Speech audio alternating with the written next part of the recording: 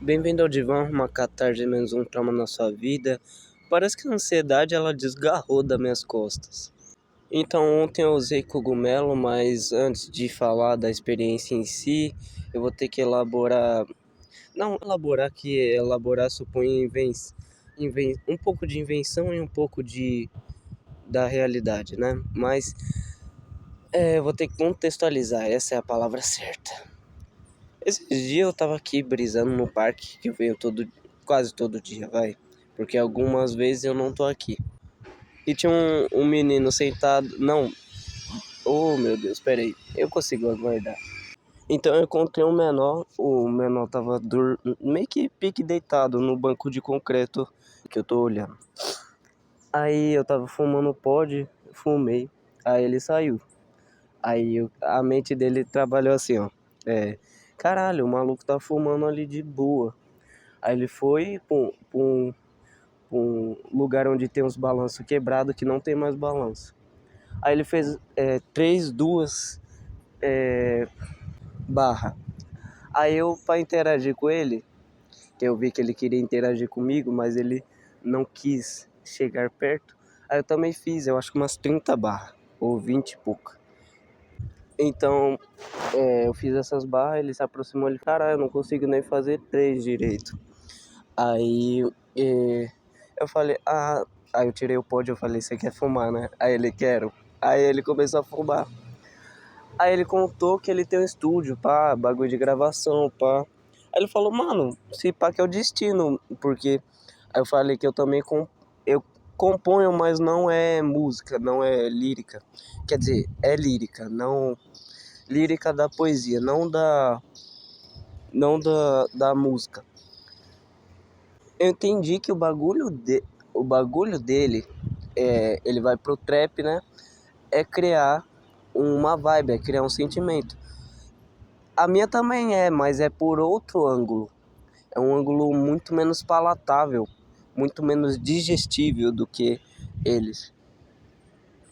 Não que vai soar arrombado, mas é um pouco superficial, mas não que isso seja ruim, no sentido estrito.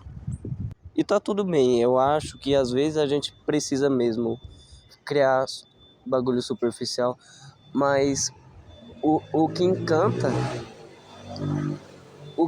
é a construção do beat e a construção do sentimento. Tipo, não necessariamente é como se você pintasse um quadro em cada mente e você não tivesse acesso a nenhuma desses quadros que você mesmo gerou. Então foi isso, a gente foi construindo uma amizade, ele voltou aqui, moço. Pera. Ele me mostrou uns sons que ele gosta, eu mostrei uns sons que eu gosto. Mas, tipo, eu sempre oscilo muito, eu sempre mudo meu gosto musical. Eu não gosto de ficar sempre nas mesmas músicas, então eu sempre baixo outras e começo a ouvir outras. Mas 99% é brasileira, as músicas que eu escuto. Aí, então, basicamente, ontem ele me ligou, uma ligação de chamada, eu mandei um poema lá, meio que de letra.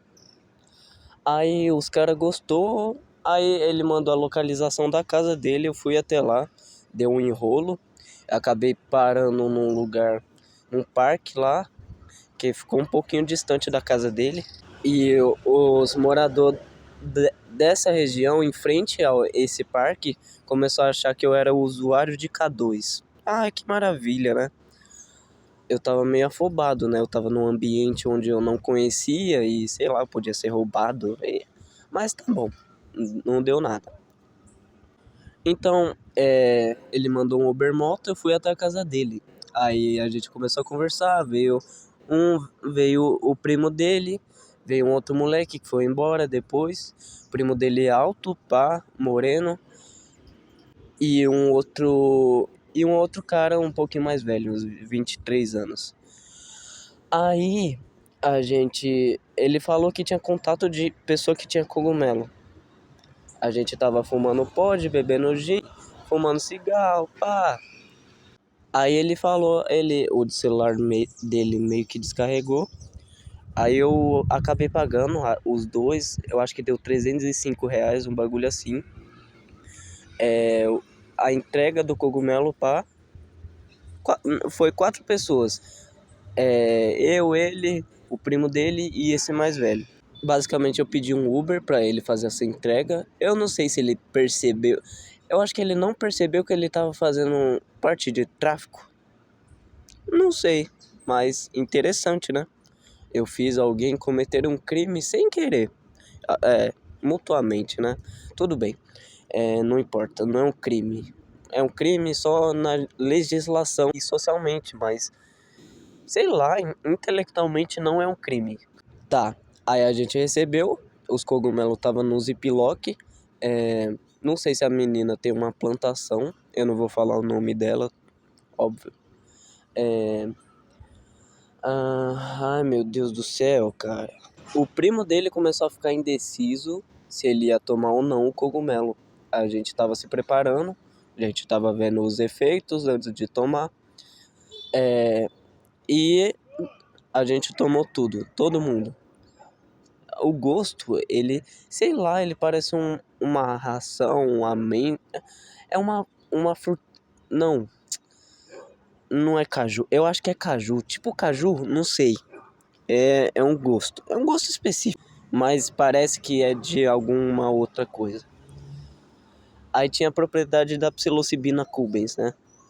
A gente tomou, todo mundo. Passou 1 hora e pouca e nada de efeito. E inclusive eu fui o único que não experienciou um efeito alucinógeno. Basicamente eu fui o que ficou mais normal, vamos assim se dizer. Mas eu tive uma brisa diferente, porque é como se tivesse potencializado, como se eu não tivesse, eu tivesse dado de um limite onde eu não conseguisse necessariamente ultrapassar para ficar dissociado exatamente do que eu sou, porque até quando eu dissocio sou eu. Até quando eu nego o ego, é o ego. Então quebrou totalmente a minha expectativa de ser uma brisa alucinógena. Não sei se o cogumelo pode se classificar exatamente como. Quer dizer, pode, né? Porque depende de cada organismo interpretar a substância em interação com o seu corpo, né? Basicamente, o que aconteceu foi uma potencialização do meu eu. Foi exatamente uma meditação mais profunda em interação com várias outras pessoas que eu de fato não conhecia. Então eram indivíduos com várias realidades exterior e muito diferente da minha, cada um interagindo, né? Tipo, 4 neurônios interagindo, sei lá, mandando eletricidade um pro outro. O meu amigo do parque foi, se eu não me engano, ele foi o primeiro a consumir e foi o que ele consumiu mais alguns escondido, e depois ele falou. E ele foi o primeiro a experienciar vários bagulho. Eu achei muito engraçado ele na brisa do cogumelo, porque, sei lá, 1 hora ele deitou no chão, ele começou a ver uma pá de coisa, tipo, alucinação mesmo, de ver luzes, ver, sei lá, ele meio que encontrou Jesus, e o Jesus seria o quê? Uma extensão dele? Jesus faz parte dele e ele viu a si mesmo, ele viu o organismo dele interagindo. E eu mostrei um vídeo de síntese de proteína das células e ele falou, mano, é muito mais profundo o que eu tô vendo do que isso. Aí eu falei, caralho, a mecanização da ciência não se equipara ao cérebro, né? Tentar entender racionalmente já é abaixar aquilo. Então, resumindo, em algum momento, o mais velho e o primo do cara que me convidou, eles começaram a ficar um pouco bravos comigo. Tipo, eu comecei no início explicando que eu faço parte do TEA, ou que eu tenho um pé no autismo. Eu falei que eu estava em busca do meu diagnóstico e tal, e que o meu cérebro funciona de uma maneira totalmente diferente de qualquer pessoa que eu já interagi. E tipo, ele todo mundo percebe três coisas, geralmente: a minha inteligência, a minha pureza e que eu sou engraçado. Esse fato de ser engraçado eles não pegaram, então tudo bem. Mas a gente começou a falar bagulho de inteligência e eu comecei a me sentir validado. Eu comecei a falar, porra, isso é o que eu domino e eu vou tentar fazer eles entenderem o meu universo.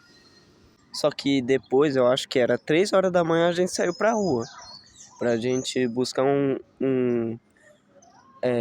maconha. E a seda tava longe, hein? Porra, a gente teve até que ir numa festa, mas voltando. Só que depois de algum tempo, tipo, eles começaram a ficar meio que admirado comigo. No sentido de que eu falei, é porque a gente tava andando e eles começaram a ficar puto por eu racionalizar as coisas e falar termos científicos, mas eu não consigo. É como se o meu metabolismo para explicar as coisas fosse deficiente, porque eu não consigo tornar proteínas mais simples. Eu não consigo quebrar proteínas para elas se tornarem mais simples para o organismo conseguir interagir de uma maneira que não destrua-o. Assim como quando você tem problema no rim ou você tem diabetes, o seu metabolismo ele não funciona direito e a cicatrização, a cura também não funciona. E eu expliquei para eles que eu entendo eles, porque é como se eu vivesse duas pessoas dentro da minha cabeça. E eu sou um deles, eu sou uma pessoa que odeia isso, eu odeio isso, mas é uma parte de mim que odeia isso, porque eu tô sempre racionalizando tudo. Então, imagina como é pra eles. Eles viveram, sei lá, 4 horas comigo, mais talvez. E eles começaram a ficar puto com isso. E eu expliquei pra eles, cara, eu sou um de vocês, só que eu tô dentro da minha mente. Imagina como é chato conviver com uma pessoa que fala de ciência o tempo todo.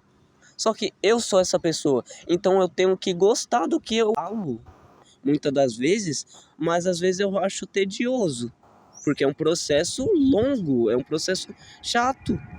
Depois que eles entenderam isso, foi como se eles tivessem que estudar eu, para eles começar a me aceitar, no sentido de que eles não ficaram mais putos, desarmaram as emoções dele.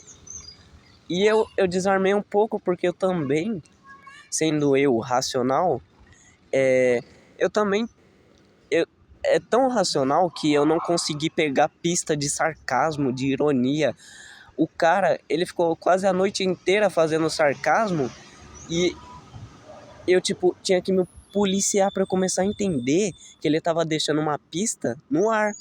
E eu não tava pegando as pegadas dele de sarcasmo.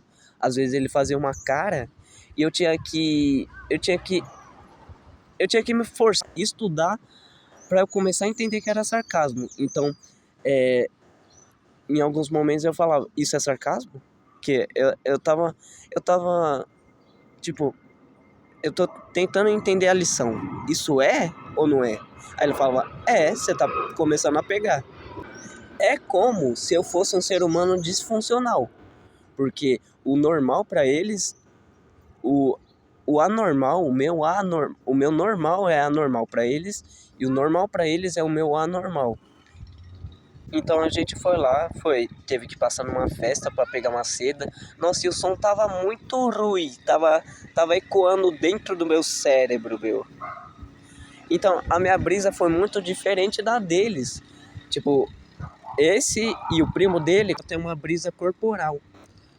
Ele viu o amigo que me trouxe, ele viu coisas, sei lá, enxergou dentro de si mesmo coisas, e o outro tava numa brisa corporal, ele ficou paralisado e era meio assustador a forma que eles olhavam, sabe? Parecia filme de terror e é engraçado. Teve uma hora que esse daí deitou no chão e eu até gravei, mas eu vou apagar, né? Porque é escroto. Eu não devia ter gravado, só que eu sou muito Zé, mas eles não levaram na mal. Então tá tudo bem. Eu só comecei a entrar dentro da do aspecto diferente quando eu tava num quarto escuro sozinho e eu me tornei o nada momentaneamente. Meu cérebro de forma primitiva, ele tem medo do escuro. Eu racionalmente não. Mas um momento meu corpo ficou com medo, mas eu comecei a navegar por esse medo. Tipo, eu enfrentei um medo do escuro que o meu eu criança tinha. Mas um momento eu me tornei um nada. E eu achei isso sensacional. Eu voltei e eu falei isso pra eles. E ele falou, caralho. Aí eles ficaram achando engraçado. Porque, um momento você se tornou porra nenhuma. Eu não sou nada. Eu retornei ao útero da morte de Thanatos. A pulsão de Thanatos retorna ao útero. A morte é isso? É o virar o nada? Um momento eu toquei uma música no meu celular, tava tocando outra música, tinha TV, tal, e eu falei, foda-se, vou tocar, e eu toquei. E depois de uns 20 segundos eles perceberam que tava tocando uma música. Aí eu expliquei para eles o que que aconteceu no meu cérebro e eu falei e eles achou engraçado. E tipo, tá. Isso é a vida acontecendo, isso não tem, tipo, aquela questão de tudo ser importante. Realmente, num sentido mais amplo, ser ou não ser, eis a questão, é, faz sentido, porque ser, se você é ou não é independente, aquilo é. É como se tudo fosse necessário, isso fez aceitar muito a não não ter acontecido algo com a Angélica me fez muito, tinha me feito muito mal até então. E nessa meditação eu consegui me desvencilhar daquilo. Sei lá, foi algo que me mudou de fato. É como se eu passasse um rio, eu consegui passar um rio. E quando eu passei, eu não era o mesmo sujeito. Mas uma meta me acompanhou, o que me tornou aquilo que eu sou, mesmo com as mudanças, a minha meta atravessou o rio de maneira que ela não foi tocada pela mudança. Eu senti que eu fiquei muito mais inteligente e que eu aprendi a lidar com o ser humano do meu jeito, tipo, eu sou uma diferente. Neurologicamente eu sou diferente. O meu cérebro, por mais, você não é autista. Chega um neuropsicólogo e fala, você não é. Mas eu sou diferente. Todo mundo percebe isso, eu percebo isso. Eu não que não seja legal ser normal e que seja legal ser fora da curva, ser anormal. Isso não é uma questão que só é, independente de ser bom ou não. Isso que eu entendi, isso que, independente de eu ter o diagnóstico ou não, eu sei que eu sou algo diferente. E eu consegui desvencilhar da desconexão completa, da exclusão que eu tenho com as pessoas. Eles falaram, nós gostou pra caralho de você. Se a gente não gostasse, a gente teria te excluído. Mas a questão é, independente de você excluir uma pessoa ou não, se essa pessoa naturalmente já se sente excluída de maneira interna, ela não consegue se conectar com o mundo, ela já está excluída, mas não por um fator externo, não pela aprovação social ou não, mas ela já está excluída por ela mesma. Ela se apartou daquilo que a realidade é. E eu não conseguia me conectar, eu ainda não consigo 100%, exige muito esforço, não é algo normal. É um auto-engano você achar que você consegue se conectar com várias pessoas numa festa. E é interessante, tá bom, você eu não quero mais entrar nessa. Eu já cansei, eu acho que eu espremi o limão que eu tinha que espremer. Eu fui lá no impulso e voltei. E no momento que eu tava voltando, meu irmão tava acordando pra ir trabalhar. E ele obviamente ia me fazer a pergunta de onde eu tava. Ele fez, inclusive, no WhatsApp e eu não olhei. Eu tava no Uber. Parecia um sonho. Parecia realmente um sonho. E eu comecei a ficar muito empático com o Uber. Eu fiquei imaginando várias coisas pra ele e eu fiquei tentando dissociar. Eu falei, independente do que eu acho que ele é uma coisa diferente. Inclusive eu tentei cumprimentar ele no final da viagem e ele nem viu, ou fingiu que não viu, ele não se importou. Realmente, 5 horas da manhã você tá levando um cara que tá, sei lá, um cara esquisito. E eu fiquei imaginando, cara, e se esse cara é um pai de família ou sei lá, e se ele for uma pessoa ruim? Isso importa porque já já eu não vou mais interagir com ele nunca mais na minha vida. O carro dele tava com uns problemas e tal. E parecia um sonho, as estradas era diferente. Eu alucinei um pouco, não, quer dizer, eu não alucinei, eu me induzi a ter um sonho na realidade. E eu comecei a entender mais do ser humano. Eu comecei a entender, independente dos preconceitos que a pessoa joga pra cima de mim, não importa esse negócio. Se uma pessoa fala, nossa, você é um drogado. Cara, não é a minha essência. E se você acha tudo bem, fica pra você. É fato. Eu demorei pra integrar essa lição a mim mesmo. É algo muito difícil de digerir. Tipo, é uma desconexão boa.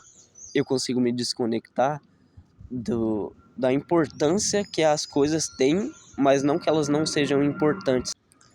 A gente foi vários neurônios, raízes, no ar. A gente passava eletricidade um para os outros. Eu vi que a natureza do micro realmente é parecida com a do macro. É algo muito transcendental, não é normal. É uma meditação muito mais profunda, tipo, num nível que não dá para explicar, realmente é inenarrável, inefável o que aconteceu dentro do meu cérebro. E eu comecei a ter uma trip quando eu cheguei em casa e fiquei sozinho. Fiquei ouvindo um podcast de um cara falando de filosofia da mente e tal. E ele tava falando um pouco de materialismo. Eu falei, cara, essa é a versão encéfalo, essa versão cientificizada realmente é menos profunda do que o real acontecimento subjetivo, fenomenológico dentro da minha capacidade cognitiva. O conceito que é a minha mente é muito maior do que o meu cérebro comporta, mesmo que há vários neurônios, como estruturas similares conversem, é outra coisa que acontece no sinal elétrico que não o, o pensamento. É uma estrutura diferente daqui e do meu real eu. Quando eu voltei para casa e tava as luzes acesas, eu senti muito mais claridade na realidade. Até agora, o mundo era muito mais cinza antes. Agora ele passou a ser mais vívido. A saturação das cores mudou. A minha neuroplasticidade, o meu cérebro, ele se dobrou em si mesmo, depois voltou e agora ele tá muito diferente. Ele tá bem mais inteligente. Eu senti que eu tava 10 vezes mais inteligente e como se várias camadas de pensamentos subjetivos, elucubrações muito mais profundas se integrassem numa só. E eu fiquei muito mais inteligente, mas é uma inteligência que não dá para expor. É uma inteligência subjetiva que não dá para ser colocada em palavras e aquela coisa, o pensamento vem antes da linguagem ou a linguagem vem antes do pensamento? Você aprende a falar para pensar ou a pensar para poder falar. De certa forma, a gente tem um pensamento bem mais primitivo e não dá para começar a falar. Quer dizer, a gente fala as primeiras palavras sem entender o pensamento daquilo de forma mecânica. Então agora vamos entrar para outro campo, né? É bem diferente. Eu fui pra praia e eu acabei refletindo muito sobre. Eu acabei tendo uma meditação muito extensa sobre o que me fez apaixonar pela Angélica. E por que eu me apaixonei pela Angélica? Eu acho que em primeira instância eu não achei ela bela. Depois eu achei que ela tinha uma cara similar a uma trans. Se esse fosse o caso, eu não me importaria. Depois eu comecei a nutrir afeto por ela e ela começou a ficar mais bonita em decorrência disso. Fevereiro, quando ela entrou no trabalho, eu senti algo que eu não sabia. Eu demorei até maio para falar, 4 meses depois, para revelar isso, para revelar. Eu fiz basicamente a melhor prosa ali, eu acho que nem Shakespeare se equipararia ao que eu escrevi. Nem os maiores literatos que eu li escreveram algo tão intenso, mas eu acho que é porque fui eu que escrevi. Mas eu acho que é muito bom o material de fato. Mas mesmo assim, ela não entendeu que eu sentia algo por ela.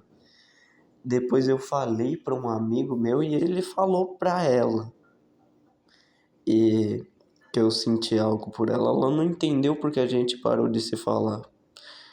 A gente ficou 2 meses basicamente sem se falar.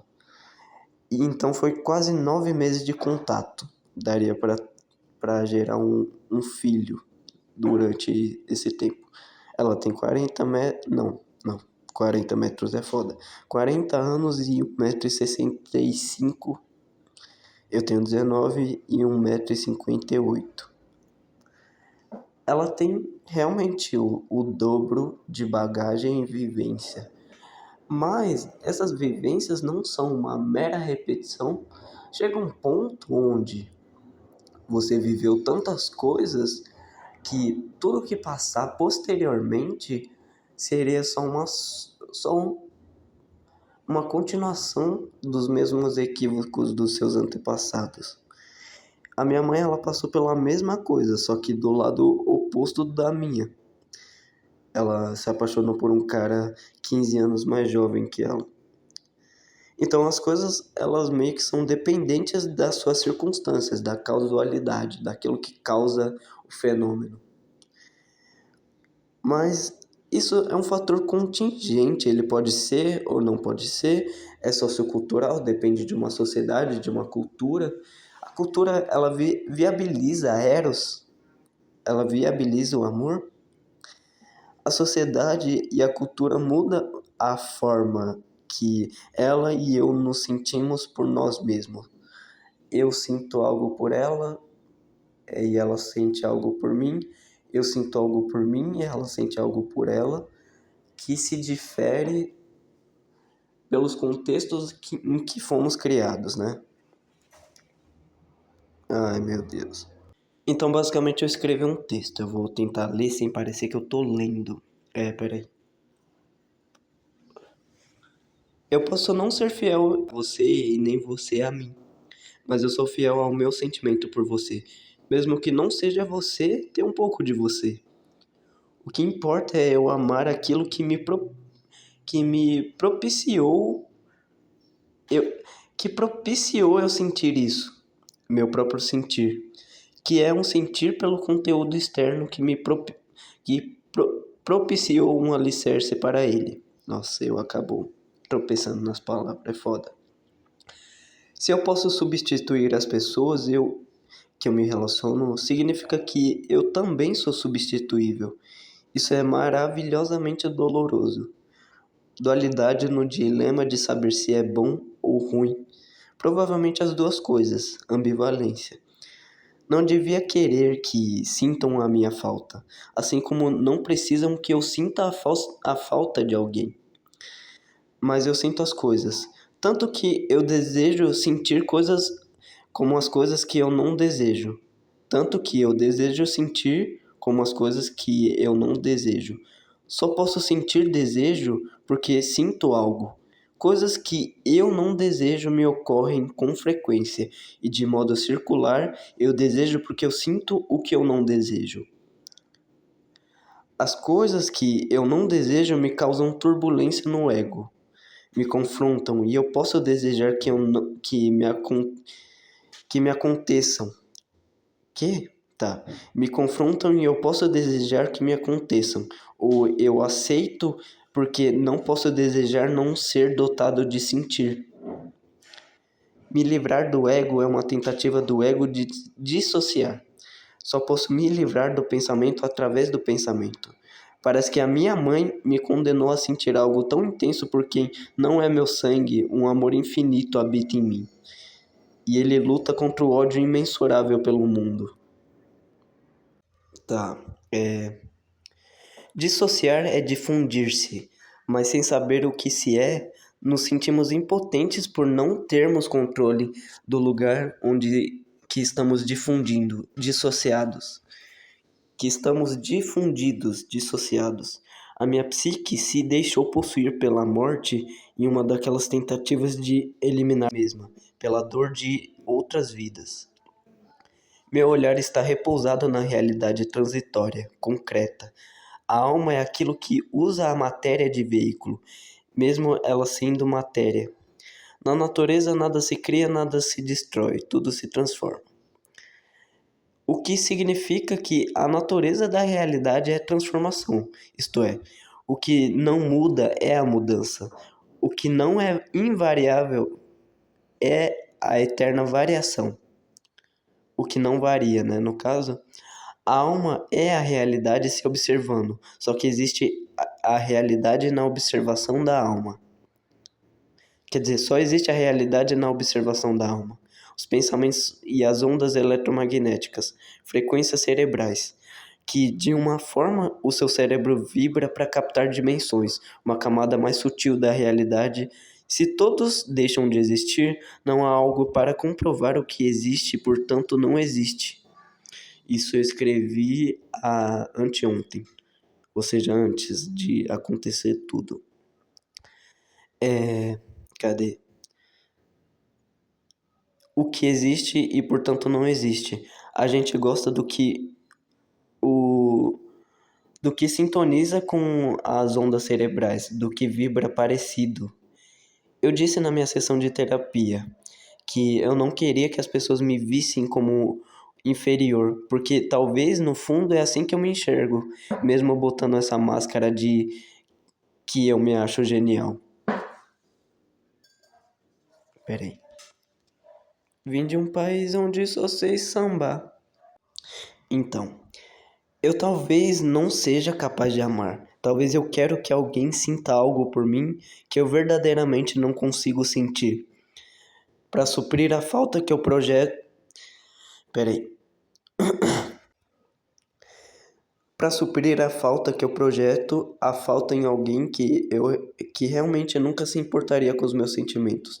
Sempre escolho a pessoa que eu considero que não tem autoestima boa, porque eu me identifico.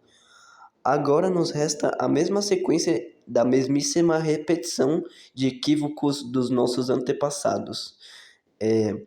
Os herdeiros dos velhos hábitos são os culpados por novos óbitos.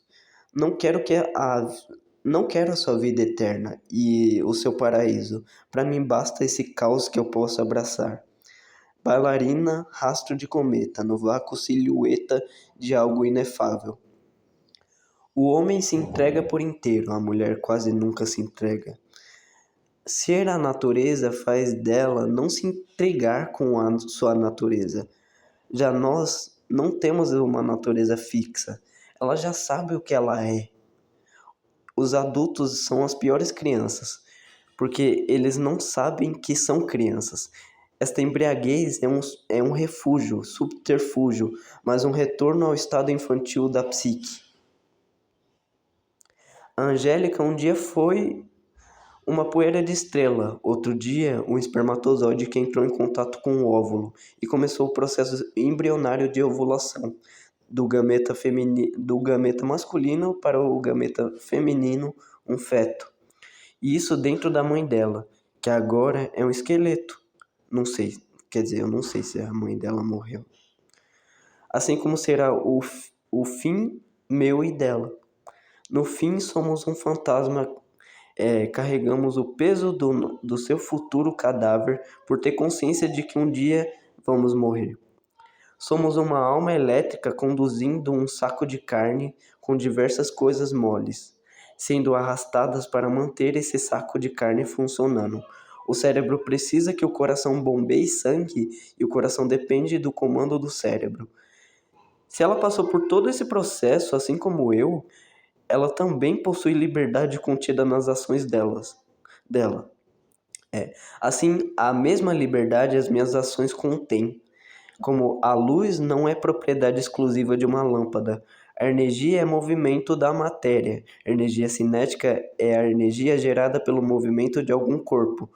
Ou o fóton é resultado do movimento dentro do átomo. Se eu sou capaz de aceitar aplausos, eu também devo ser capaz de aceitar as vaias. Eu tenho uma condição que é idestesia. Eu não sei dizer se eu tenho ou não tenho, mas eu sinto que eu tenho. Que é igual à sinestesia, que é quando se cruza sentidos sensoriais, como ver sons ou sentir gosto com cheiro. Mas é como se os conceitos se fundissem, houvesse uma associação cognitiva entre objetos físicos e mentais. Se eu pudesse ver é como se eu pudesse ver a liberdade ou o amor. É como se eles existissem de uma forma física e palpável dentro do mundo da mente impalpável. Tem muitas sensações com a música, como se eu estivesse sentindo vários universos coexistindo, um sentido espiritual. Eu queria abraçar suas feridas e você me afastou com medo de eu machucá-la. Talvez não seja isso. O sabor da tua lembrança é a nicotina de outrora. A transcendência é sentida na imanência. A dor é o que faz a gente se sentir vivo, é o que marca a nossa vivência. Não sentir nada, sentir uma completa indiferença ou estar completamente anestesiado de tudo, não faz você sentir que está vivo, que você está vivendo. Sentir dor de cabeça é em si uma sinalização de outra coisa que não é a dor de cabeça em si, mas a desidratação. Caraca, muito louco. Parece que o calor ele tem um campo que dá para ser sentido distante, né, do causador daquilo. O ato de sintonizar é uma intencionalidade narcísica. Quero me conectar com aquilo que se assimila a mim. A minha onda energética só pode ter ressonância se a onda energética do objeto for similar? Isso é uma pergunta. Mas o receptor nunca capta a mensagem do emissor com a real clareza, pois se corrompe, reverbera na deterioração da impureza da realidade da percepção humana. Eu sou eu e as minhas circunstâncias. Se eu amo alguém, amo as circunstâncias que fizeram dela aquilo que ela expressa.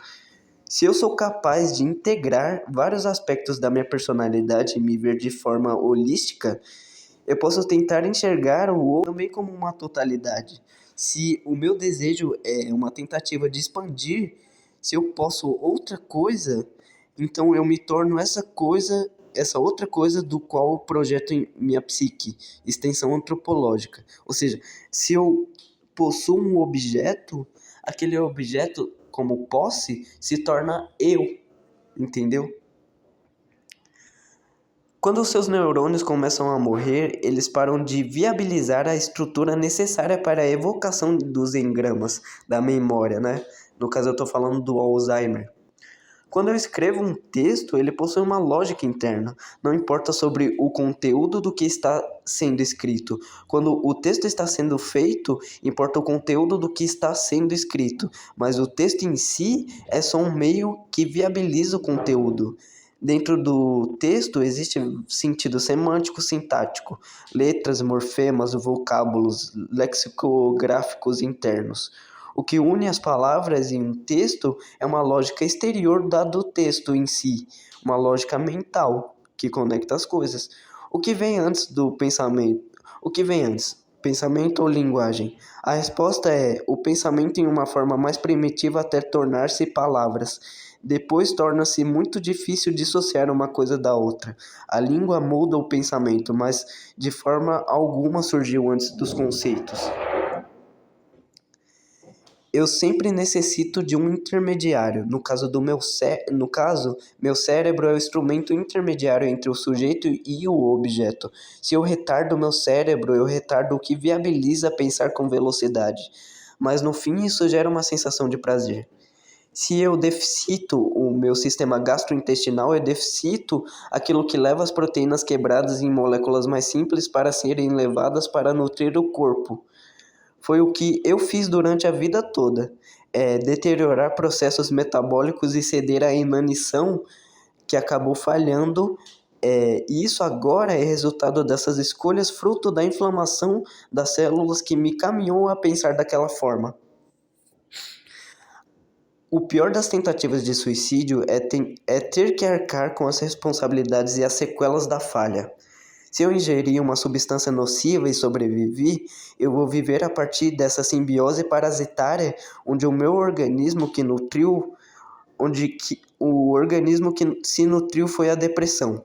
Ou seja, a depressão como organismo parasitário dentro do meu organismo, na psique. E agora, se aquilo deixou seu corpo com baixo desempenho, com propensão a desenvolver doenças neurodegenerativas, isso me causa muito medo de ter AVC, ter Parkinson, ter tumor, o Alzheimer. Acho que eu penso um pouco demais, mas realmente isso é o que nos diferencia dos animais.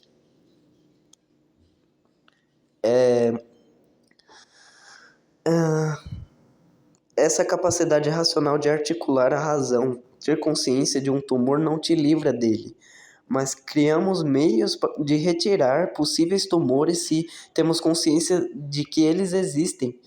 Ter consciência ou pensar racionalmente sobre um tumor não faz ele sumir, assim como algum problema que você não permite que ele saia, porque você descobre que não era um problema. No fim, eu sacrifiquei tanto pelo afeto, afago, por falta de algo que me afogo no delírio. Quase vendi minha alma por esses quases. E a minha alma está espalhada por toda essa cidade. Essa ode, esse mesmo ódio que passa nos canais, fragmentária como cometas.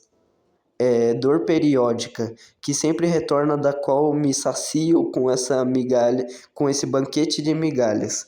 Costura costura essas cicatrizes para ser humano, entre aspas. Parece que sempre me ocorre de não conseguir dizer. Se digo, não entendem. Se explico, fica mais difícil de ser compreendido. Adoro essa enxaqueca crônica, dores da gravidez de um tumor. Brincadeira, foi uma piada. Ah, Se eu sou um sonho de Deus, por que eu não consigo realizar o meu? A energia eletromagnética percorre cada dendrito, raízes bifurcadas como relações humanas. Prefiro a dor ao falso conforto. Ela sempre me foi mais verdadeira que o sorriso dessas moças. Rego minha rosa com as minhas lágrimas. Talvez eu desejasse desejar uma relação de alguém que não me deseja. Isso me impulsiona a criar. Eu uso o outro como meio? Isso é uma pergunta para mim mesmo, uma pergunta retórica. Bom, eu acho que eu falei tudo que eu tinha que falar. Se eu falar mais, estraga. Eu acho que foi o podcast mais genial que eu gravei, sinceramente.